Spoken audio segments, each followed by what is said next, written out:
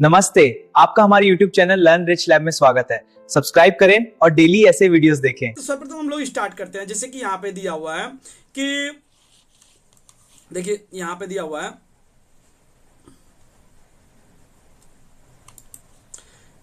उचित शब्दों को खाली स्थानों में भरो। उचित शब्द देखिए क्या है, राष्ट्रीय कांग्रेस का प्रथम अधिवेशन कहाँ हुआ था? ये तो देखिए जो हुआ था सबसे प्रथम अधिवेशन वो बंबई में हुआ था। कहाँ पे हुआ था? बंबई में। तो बंबई में आप लोग टिक लगा दीजिएगा ऐसे करके, ठीक है। उसके बाद देखिए नरम दल सिविल सेवा परीक्षा की उम्र कितना करने को कहते थे, कितना उम्र वो करने को कहते थे? तो ये देखिए आप लोग वो जो थे 23 साल करते थे। कितना क्या कहते थे? 23 साल। तो 23 साल में आप लोग ऐसे करके टिक लगा दीजिएगा, 23 साल हो जाएगा। देखिए अब देखिए उसके बाद जैसे कि दिया हुआ है कि ये देखिए बंगाल विभाजन किसने किया? तो देखिए क्या है, डफरीन, कर्जन और मिंटो। तो ये किसने किया था? कर्जन ने किया था। कर्जन जो थे उस समय का शासक, उसी ने किया था।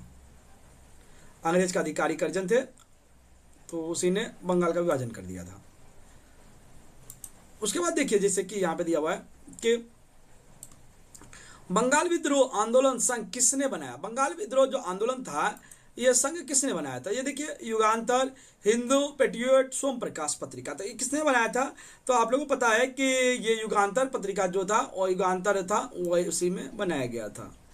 अब उसके बाद देखिए निम्नलिखित प्रश्नों में कौन सा सही और कौन सा गलत है? कौन सा सही है और कौन सा गलत है, उसके लिए आप लोग को चुनना और लिखना है कि कौन सा गलत है और कौन सा सही है। तो हम लोग लिखेंगे, देखिए कांग्रेस के सबसे पहला सभापति उमेश चंद्र बंदोपाध्याय था। तो ये उमेश चंद्र बंदोपाध्याय नहीं थे, तो इसको गलत कर देंगे। ये तो गलत हो गया। देखिए नरमपंथी विप्लववादियों के क्रियाकलाप को तीन दिनों तक तमाशा, क्या 3 दिनों तक तमाशा कहते थे? तो ये सही है, तो इसको सही कर देंगे, ये सही लिख दीजिएगा। उसके बाद देखिए आर्थिक राष्ट्रीयवाद के प्रवर्तक अरविंद घोष थे। ये क्या है? ये भी सही है, तो इसको भी सही लगा देंगे। खुदीराम बोस और प्रफुल्ल चाकी किंग फोर्ड को मारने गए थे। ये गलत है, इसको गलत कर देंगे इसे। देखिए उसके बाद देखिए यहाँ पे जैसे कि आप लोग देख सकते हैं, यहाँ दिया हुआ है कि अति संक्षिप्त में 30 शब्द में देना है।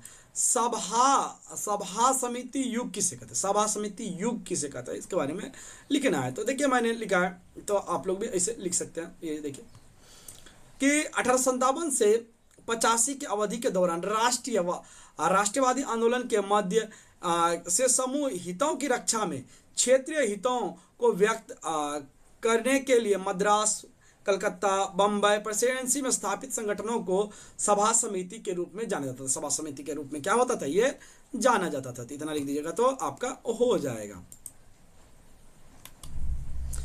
देखिए इसमें जैसे कि दिया हुआ है कि कांग्रेस के नरमपंथी और विप्लववादी के बीच के दो अंतर्गत। देखिए पहले नरमपंथी ब्रिटिश साम्राज्य के दायरे में भारत के लिए आंशिक सत्ता चाहते थे, जबकि चरमपंथी की वैचारिक स्थिति स्वराज प्राप्त करने की थी। तो दूसरा आप देखते हैं, हम देखिए नरमपंथी नेता ने पश्चिम विचारों के से उत्पन्न राष्ट्रवादी की धारणा के साथ भारत को आधुनिक बनाने के बारे में सोचा। दूसरी ओर औपनिवेशिक शासन अपने सामान्य विरोधी में गर्मपंथियों से राष्ट्रवाद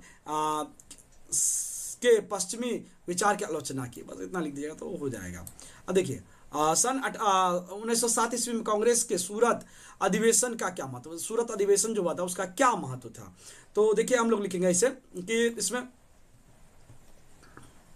ये देखिए यह सूरत अधिवेशन 1907 के ने कांग्रेस को नरमपंथी और उग्रवादियों में विभाजन कर दिया और इसलिए इसे एक महत्वपूर्ण घटना के रूप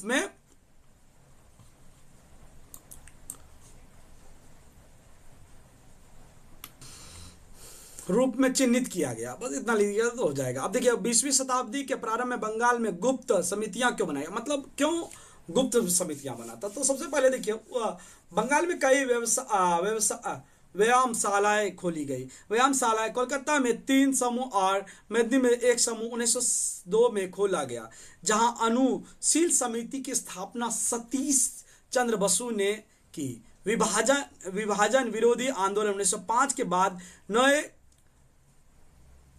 नए क्या था ये क्लब बनाए गए समाचार पत्र जुगांतर क्रांतियों के बीच बहुत प्रसिद्धि हुए। मतलब कि बहुत प्रसिद्धि हुई और गुप्त समिति इसलिए बनाया गया था ताकि किसी को पता ना चले। अब देखिए उसके बाद है जो ये देख सकते हैं आप लोग कि राष्ट्रवादी कांग्रेस की स्थापना में ह्यूम के भूमिका की समालोचना विश्लेषण करो। तुम्हारे मत में क्या ह्यूम ने ना होने पर राष्ट्रवादी कांग्रेस की प्रतिष्ठा होती? अपने उत्तर तर्कपूर्ण दे, मतलब तर्कपूर्ण आपको उत्तर देना है इसमें। तो देखिए मैंने दिया है बहुत ही साधारण तरीके से। देखिए यहाँ पे लिख सकते हैं कि नेशनल कांग्रेस के गठन के पीछे पौराणिक भूमिका बताई गई है। वेडर वर्ड ने ह्यूम को की लिखा है कि कांग्रेस का जन्म डफरिन और ह्यूम की संयुक्त पहल से हुआ। इसे ह्यूम डफरिन षड्यंत्र सिद्धांत के रूप में जाना जाता है। ह्यूम को आदर्श रूप से एक स्वतंत्र विचारक कहा जाता था जो भारत के स्वराज्य के दृष्टिकोण का समर्थन करते थे। कांग्रेस को विकास करने में ह्यूम की प्रमुख भूमिका है। राजनीतिक उदारवाद के कारण ह्यूम मानव हितों की रक्षा के लिए एक संगठन चाहते थे। हालांकि ह्यूम थे के बिना भी कांग्रेस का गठन किया जा सकता था, क्योंकि जमीनी कार्य पहल हो चुका था। शिक्षित भारतीय में 3 प्रेसिडेंसी में राजनीतिक हित पहल की, जिसके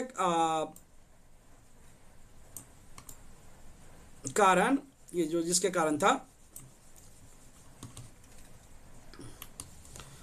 1867 से 1883 की अवधि के दौरान कई विरोध प्रदर्शन हुए। उनका लक्ष्य भारत के कराधान नीति या भेदपूर्ण भावपूर्ण आय और व्यय था। ये आंदोलन प्रेसिडेंसी से आगे बढ़कर लाहौर, अमृतसर, अलीगढ़, कानपुर और पटना तक फैल गई। एक नई राष्ट्रवाद राजनीतिक चेतना का निर्माण हो गया जो कांग्रेस थी। वो जो क्या थी? कांग्रेस थी। इतना लिख दीजिएगा तो हो जाएगा आप लोगों का। उसके बाद देखिए राजनीतिक राष्ट्रवाद मूल तथ्य क्या था? इसके प्रति तुम स्वदेश आंदोलन का कौन युक्त पाते हो?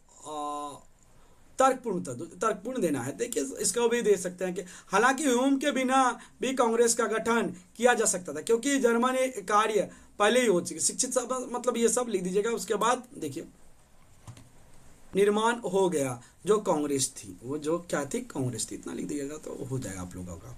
उसके बाद देखिए राजनीतिक राष्ट्रवाद मूल तथ्य क्या था? इसके प्रति तुम स्वदेश आंदोलन का कौन युक्त पाते हो? तर्कपूर्ण देना है। देखिए इसको भी दे सकते हैं कि हालांकि ह्यूम के बिना भी कांग्रेस का गठन किया जा सकता था, क्योंकि जर्मनी कार्य पहले ही हो चुकी। शिक्षित मतलब ये सब लिख दीजिएगा। उसके बाद देखिए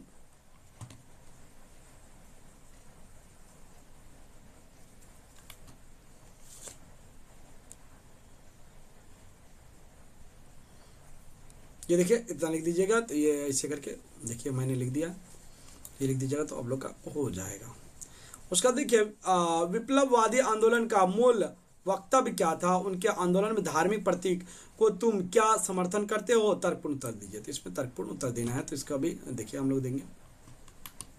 देखिए औपनिवेशिक सरकार भारतीय को स्वशासन के आयोग और एक स्रोत जाति मानी जाती। चरमपंथियों ने उस दावे का खंडन किया और विभिन्न ऐतिहासिक और प्राचीन व्यक्तित्व को राष्ट्रीय आदर्श के रूप में रखा। इस प्रकार महाराष्ट्र में तिलक ने शिवाजी महोत्सव की शुरुआत की।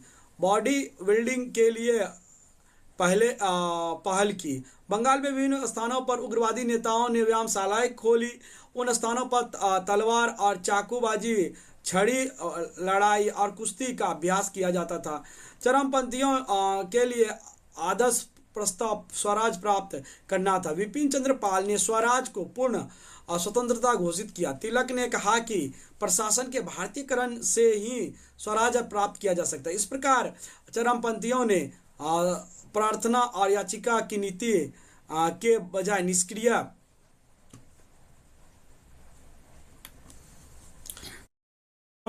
में से व्यर्थ हुए। तुम्हारे विचार क्या है, उसके तुम्हारे विचार व्यक्त करना है। तो देखिए यहाँ पे हम लोग इस प्रकार लिख सकते हैं कि क्रांतिकारी आंदोलन की प्रवृत्ति स्वदेशी आंदोलन के अंत तक स्पष्ट हो गई। 1908 स्वदेशी आंदोलन सामाजिक रूप में से कमजोर हो गया। ऐसी स्थिति में कई लोग औपनिवेशिक प्रशासन के विरोध आंदोलन करना चाहते थे। इस प्रकार क्रांतिकारी आंदोलन तेजी से बढ़ता गया। विभाजन देखिए बंगाल विभाजन हो गया था। कब विभाजन आंदोलन 1905 ईस्वी से नए क्लबों का गठन किया जा रहा था।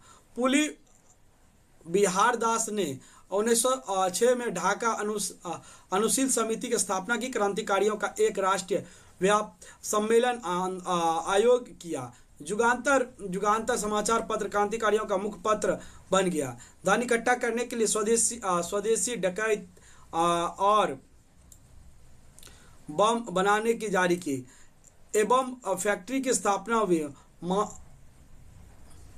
क्या है मणिकंतला कलकत्ता में की गई। खुदीराम ये देखिए खुदीराम बोस और प्रफुल्ल चक्रवर्ती ने 30 अप्रैल 1908 ईस्वी को बंगाल प्रेसिडेंसी के मजिस्ट्रेट किंग फोर्ड की हत्या कर दी, लेकिन असफल रहे। उसके